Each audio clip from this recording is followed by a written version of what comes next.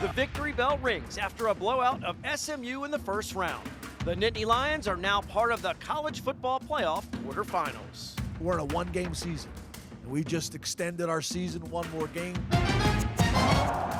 The whiteout works its magic less than a week before Christmas. Fresh history at Beaver Stadium before it gets a brand new look. It made the moment so special and just made it just an incredible moment to leave off of in Beaver Stadium. And Fiesta fever sets in now that the blue and white are spending New Year's in Arizona. We'll pave a roadmap to victory against Boise State and their all-everything running back, Ashton Jeanty. It's time for Nittany Game Week.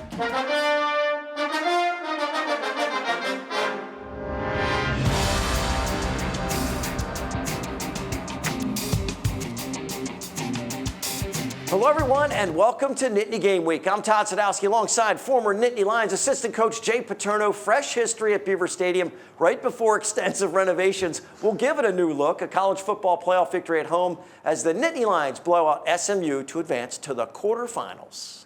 It may have been cold, but it got heated up pretty quickly on the defensive side of the ball for Penn State. Went for a great day and a day that people will remember for a long time. Tom Bradley's home for the holiday week in Pittsburgh, but was in State College to witness that playoff atmosphere in person. All you needed to see is the first half, Tom, with Penn State's defense and offense both scoring a couple of touchdowns. Yeah, the defense got everything started. There's nothing better, I think, for the offense than watching the defense get 2 pick sixes. That's a great way to start. Current members of Linebacker U show off their running back roots. The seniors' final appearance in Beaver Stadium is one to remember, and the fans create an electric atmosphere to greet the visitors from the South in our opening drive. SMU clearly shaken by the crowd, the cold, the moment. And Penn State's linebackers show off their running skills to stake the Nittany Lions to a 2-touchdown lead with those pair of pick sixes. Dom DeLuca with the first one, and then Tony Rojas, Jay, with an easy catch, but a brilliant 59-yard return. Looked like a great running back from his high school days. No doubt. I mean, knew where people were, got in the open field, made some guys miss, changed the direction. Not exactly Ashton Jeanty, but pretty dang close. Tom, you got guys with offensive instincts playing linebacker, and they showed them. How big was that, and how impressed were you with those touchdowns? That was really fun to watch. And don't think that they're not going to be bragging about that for a long time and talking to the running backs about their running back skills. Well, you mentioned they would be bragging about it. They were pretty humble about it after the game, but they were certainly asked about the offensive ability showing out on the defensive end of the field. Growing up a quarterback, just being able to read defenses was a huge part for me, and now being on the defensive side is helping me play better and being able to read quarterbacks better, being able to read offenses better, identifying formations and what plays I get from each formation. Knew the quarterback scrambles a lot, and we couldn't all pursuit to the ball because he makes second plays out of nothing. Whenever he's getting out of the pocket, he makes, that's what he's known for, is just making plays and just passing downfield. So I kind of knew that. I had a running back man, knew how to follow him, and then I was just in the right spot at the right time. Well, the linebackers are going to be vital once again in the quarterfinals against Ashton Jeanty and the prolific running attack from Boise State. Well, in so many of these games, you end up losing games more than you do winning them. And SMU made some critical mistakes, Tom, but Penn State was in position to get points off them. How much does that help the entire atmosphere when you can get those early scores? Well, you could see the crowd jumped into it right away. It was a fabulous place for the game. I mean, the crowd was in playoff mentality too, so those picks got things started. And even the stop inside the 10-yard line the defense had. So it was really 3 things that really happened early in that game that set the tone for the rest of it. End result, now the Nittany Lions have Fiesta fever. Next stop, Arizona for a New Year's Eve date in the Verbo Fiesta Bowl. The guys get the hats right after the win over SMU. Ends up being a complete effort to get the win. A lot of guys step up and ring the victory bell one last time. And before they look forward, it was important for the seniors and some of the underclassmen that know they've played their final game in Beaver Stadium to look back on their time in Happy Valley. I truly thank everybody on defense and on offense for everything that they did, just because it made the moment so special and just made it just an incredible moment to leave off of in Beaver Stadium.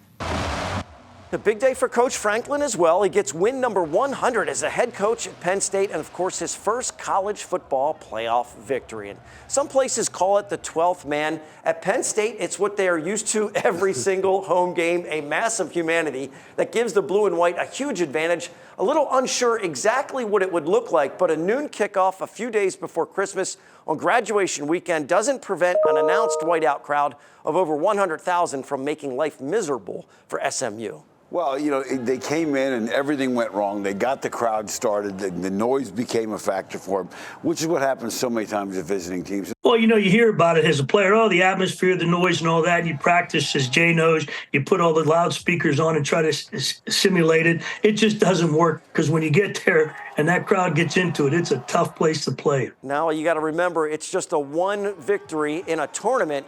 Coach got to get the guys prepared to go at it again. We're in a one-game season. And we just extended our season one more game, 65 more plays.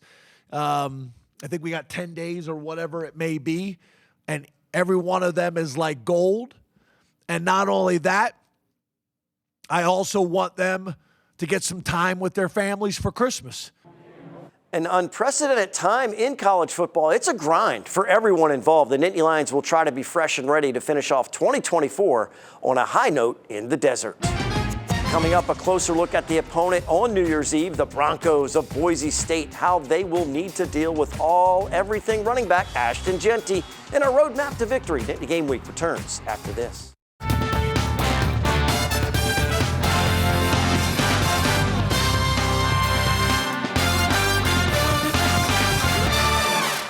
Roadmap to Victory is sponsored by the R&R family of companies.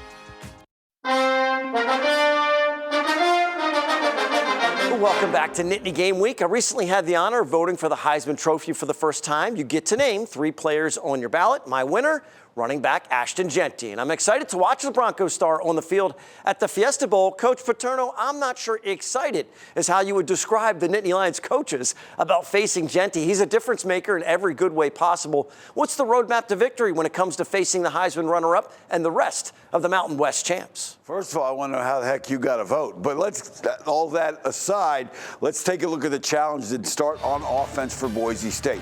A really good offensive football team, really good balance, 250 rushing, 220 passing roughly, good on third downs, good in the red zone. Let's talk a little bit of players to watch. Obviously, number 2, the running back we all know about. Really good at tight end, a good left side of their offensive line, and the quarterback is very capable. He's only 5'10", so Penn State should get their hands up, try and knock things down. When we talk about the tailback, only 23 times he's been tackled for loss. He has more runs of 20-plus than he does, and he's great after contact, and we'll talk about his record chase Barry Sanders. But let's take a look at him because it's not just him. It's an offensive line that's done a good job all year despite having to play 7 different combinations because of injuries. But they're going to double up front, which puts the pressure on the defensive linemen to keep those linemen from getting up to the linebackers. He likes to cut back and get north and south, and you'll see why on this clip. Now, this is against Oregon. This is not against Nevada or somebody like that. This is Oregon. They have a defense that can run, and you can see the speed that he has right there when he gets out into the open field. Very decisive with the football and knows what to do in the open field, and that is going to be key to keep him from getting into the secondary. Now, you talk about yards after contact with this guy. I mean, here is 1, 2, 3. You're going to see 7 different guys have a shot at him. He goes along the line, horizontal along the line behind and cuts up front. Take a look at how many guys have a shot at him. Again, this is against Oregon. He gets the ball, gets hit in the backfield, and gets 33 yards after contact. Very strong through the lower body. Even at the end of this play, they don't even get him down. They get him out of bounds. Now, let's talk about what they do off it. Now, you're going to spend all your time getting ready to take care of the run game. And everybody thinks this is a one-dimensional offense. Their quarterback is really good with the run fakes. And then he comes off that, they block up front, they get a run reaction to these guys, and he stays in the pocket with max protection. And you're going to see this particular protection and this particular play action look a bunch on game day. And they get the ball down the field, they are capable. And now when you get the third downs, now you say, okay, well, we're going to force them into pass downs. Here's a 3rd and 7. I'm going to come after them with the blitz. They pick up the blitz. They do a great job with protection. They've only given up 12 sacks on the year, and they're 50% almost on third down. They're even better on fourth downs, 71% on fourth downs. So when you get them in those conversion downs, they are effective. They know what they're doing, and don't underestimate what they can do away from Genty. Now let's talk about the defense. They do a nice job on defense. They're really good against the run. They're aggressive up front. Where you can get them is in the pass game. So Tyler Warren should probably look to have a big day, get him involved. A lot of sacks. Really good in the red zone on touchdowns allowed, turnover margin +7. Well, let's take a look at their base defense and how they get that done. They are a 4-down lineman, guys. Both of their defensive ends are very aggressive and get up the field to get the quarterback. 10 sacks from one, 8.5 from the other. A lot of tackles for losses. We'll talk about that in a minute. 2 linebackers, a nickel. They have a field corner who's very aggressive and gets 14. He's knocked 14 passes down. They do a good job of limiting big plays. So keep an eye to see the speed they have on that defense and them rallying the football. Now, let's talk about some things that can happen against this defense with this setup. They like those ends that get up the field. They like their inside guys to push, and they get these guys to fill inside. And when these guys play run, that gives you your slot receiver, whether it's a receiver or whether it's your tight end. You can attack that safety without anybody holding you up. So look for those guys, but also watch the movement up front and how they get in the backfield and try and create tackles for losses. They're one of the best teams in the country at getting the ball carrier down for negative plays. Anybody, doesn't matter who they play, they're aggressive up front, and Penn State's got to avoid the negative plays. Now, last thing we'll talk about is the blitz package. I mentioned all the sacks on the year, 51. They'll get some 5-man rush blitzes. They'll play 3 guys underneath, 3 deep. So you're not necessarily beating them one-on-one. You've got to find the holes in the zone. Here they come, and they have great speed off the edge. Their nickel even has 6.5 sacks on the year. They get a lot of sacks from a lot of different people, so it's going to be vital to protect Drew Aller. It is a dream matchup for the Fiesta Bowl. Penn State sports a perfect record in the game and helped build the brand with a historic win over Miami back in 1987. Boise State's program rose to prominence thanks to their success in the Fiesta. The committee is thrilled to have these teams go head-to-head for a shot at the national semifinals. If I'm a fan, that's the matchup I want to see. Boise State has had a bye and been sitting around waiting to play and see who they were going to play. Now they know. Penn State's got some momentum here, hosting a first-round game and rolling back to a place that they're very, very familiar with, State Farm Stadium. And so we're expecting a fantastic game, hard-fought battle on the field, and for 2 motivated fan bases to really show up and show out. The committee made an official presentation before Coach Franklin's post-game press conference. Kickoff for the Verbo Fiesta Bowl was 7:30 p.m. Eastern Time on New Year's Eve. And a quick follow-up on a story we brought you earlier this month. Penn State's players did a shopping spree for the Toys for Tots Foundation at the Target store in State College. West Shore Home sponsored the spree, recently made a $10,000 donation to the Marine Toys for Tots Foundation. The toys purchased by the guys were donated to the Harrisburg chapter, which served more than 33,000 children last year. Coming up, our Impact interview with Yogi Roth of the Big Ten Network. We break down the first-round results for the conference and get his thoughts on the creative process as an author and filmmaker. More Nittany Game Week is just ahead. Impact Interview is sponsored by the Pocono Mountains, where small-town charm meets big adventures. Book your trip today by visiting PoconoMountains.com.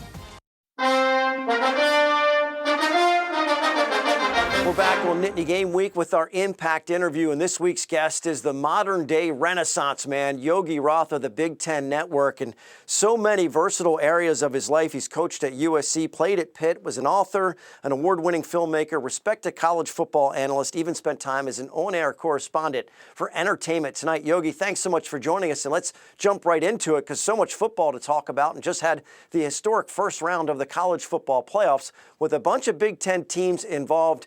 Your assessment of how they did, Indiana, not so much, but for Penn State and Ohio State, really impressive victories in that first round. Well, it was a great experience to be back in a league that I grew up around. You know, when I look at the totality of the entire season, that was just a blast to watch the style in which teams play with, the limited number of possessions in this league compared to others. The quarterback league, I thought, was hit or miss throughout it. But when you looked at the playoff and the opening game, at least with Indiana, you were thinking, okay, they'll be able to move the ball. And they did on that early drive. If they don't throw a touchdown, I keep thinking, like, what might have happened, right? You replay the Ohio State game for them, and then all of a sudden it's all Notre Dame from really that point on. I think we saw the better team on the field. And I love what Curt Cignetti said after the game on Big Ten Network, which was a version of, look, like we just noticed that our guys weren't as athletic as them or as explosive as them. And that's part of building a program. So now their floor becomes going to the postseason in major college football. How cool is that for Coach Cignetti, a Pittsburgh guy as well? So I love that for him. And then I think the rest of the weekend was as I thought it would go. I think Penn State handled business. I don't think I saw them getting the amount of pick sixes they had early in the ball game. But it was all Penn State in a home game. The only thing I wish it snowed. I mean, it looked freezing, but I was like, can we at least get some snow in Pennsylvania just to make it look the part? And then I think finally with Ohio State, I really believe this, that watching them, and you guys have been around them, have coached against them for so many years. They, to me, in my first year being really dramatically involved in the league, they just played so tight in the game against Michigan, but really throughout the season. You know, when I visited them in training camp, they reminded me of the team I coached when I was at USC in 2005, which to me is one of the best teams in the history of college football. But all year we hadn't seen that. You know, you look at even their Purdue game, the Northwestern game, it's 7-0, it's 0-0 after one. You look at this game against Tennessee, they cut it loose, they let it rip, they were attacking the ball downfield. Shifting gears for a second, you're an author, a filmmaker, a director, a producer, so you've done so many things. So whether it's writing or making films, what is the most difficult part of the creative process for you? Well, with two sons, it's different than it was probably the first film I made, 20 years ago when it was on 3 quarterbacks going to the draft. It was a lot easier then when you carved out the time. I think now probably the most challenging element is making sure that like you're giving yourself the space and the quiet space to allow your creativity to come up. Right? It's like game planning. Like, you know what your core is. I know what my core is. But at the end of the day, like, I think you really have to compete for what I call like that lonely time where I can just be with my thoughts, right? We've seen coaches or coordinators, you guys have done it in games where you need to kind of be by yourself for a little bit, for a minute before you get out there for the game. It's the same way for me. And I just need to be connected to whether it's my laptop or I go for a walk or I jump in the ocean, get a surf. And like I do something where I just need to try to like disconnect from all the things that are flying at you to reconnect to whatever that driver is, whether it's a story, whether it's a feature, whether it's an interview, or even calling games. Like, and for me, the biggest part of that is probably carving out time to meditate. I mean, I try to do that every single day just to find peace in between my own ears with so much going on in the world. Yogi, getting back to football, Penn State plays Boise State in the Fiesta Bowl. What intrigues you most about this matchup? So many things. I mean, when I was at Penn State, I think I might have called you right after, Coach. The physicality of their defense is what stood out. I mean, and you know that as well as anybody. I mean, heck, you set the blueprint for it for a long time. I can't wait to watch them against this run game. I mean, Ashton Jeanty, I was with him at the Heisman Trophy a week ago. He's an absolute stud. He is mission-minded. Everybody knows he's going to get the rock. They're going to try to do it in a bunch of different creative ways. Well, how does it work against Zane Durant? Deny Dennis Sutton. We know the athletes and the physical, playmakers they have in the front seven. So I think that's where I naturally go there. I'm also curious to see how Penn State navigates this moment. I was so curious this season with them going on the road to Minnesota. There's a version of this in this game of, would Penn State meet that moment on the road? They're going to come out west. How many of their fans are going to want to come out west knowing if they win, they go play in the Orange Bowl? And they're going to play a team that's a hell of a team. I mean, they gave Oregon, the #1 team in America, everything they can handle. Granted, it was week 2 of the season, but do not sleep on this team.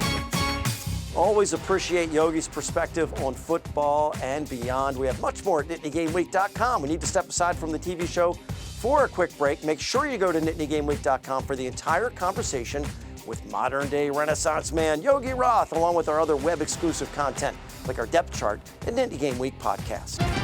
When we come back, inspirational performance from the Nittany Lions women's volleyball team. A quick shout out to the national champs and our scrap medal winner. We're heading into the final minutes on Nittany Game Week. The Nittany Game Week depth chart is brought to you by Burke and Bradley Orthopedics. Located in Pittsburgh, Burke and Bradley Orthopedics is a comprehensive sports medicine practice, providing patients with the most current and innovative approaches in diagnosis and treatment. Scrap Metal is sponsored by the We Are Inn, voted #1 game day restaurant in Center County. Follow us on Facebook and visit theweareinn.com or call for dinner or room reservations. Here we go with the scrap metal, Tom, a linebacker that's in the right place at the right time. Oh, great. Finally, one of the good guys wins the award. Not once, but twice for Penn State, Dom DeLuca. He scores the first touchdown against SMU with a pick six. Number 0 is a valuable part of the defense for Penn State. Perhaps the best thing about Dom is the way his teammates talk about him. This guy is beloved by his coaching staff and fellow players. And special recognition to Penn State's national championship women's volleyball team for a title run that included an incredible comeback win from a 2-0 deficit against Nebraska and beating Louisville in the finals on their home court in front of nearly 22,000 Cardinals fans. While undergoing cancer treatments, Coach Katie Schumacher-Colley has forged a team identity to prove that toughness and resilience can carry the day. A big congrats to that team that has left its mark on Penn State sports history. Now it's trivia time. Last week's questions. SMU will mark the 8th time Penn State had played a postseason game against a Texas team. What was Penn State's record in the previous 7 postseason games against teams in the Lone Star State? The answer, 5-1-1. And now turning to this week. Boise State's Ashton Jeanty has rushed for over 2,000 yards this year. Who was the first 2,000-yard rusher that Penn State ever faced in a bowl game? Another good question. In addition to a television show, we're bringing Nittany Lions together with our depth chart at NittanyGameWeek.com. We're connecting businesses that support the show with our viewers. Our goal is to build a team that keeps our hometowns strong. And if you haven't noticed yet, we've got a lot to share with you when it comes to college football. It doesn't all fit into a 30-minute window. Make sure to check out NittanyGameWeek.com for web-exclusive content. And as always, we finish with some pride picks. Show us your spirit, getting a lot of submissions. Love to see them on the website. For Jay and Tom, I'm Todd. Thanks so much for watching Nittany Game Week. Happy New Year, everyone.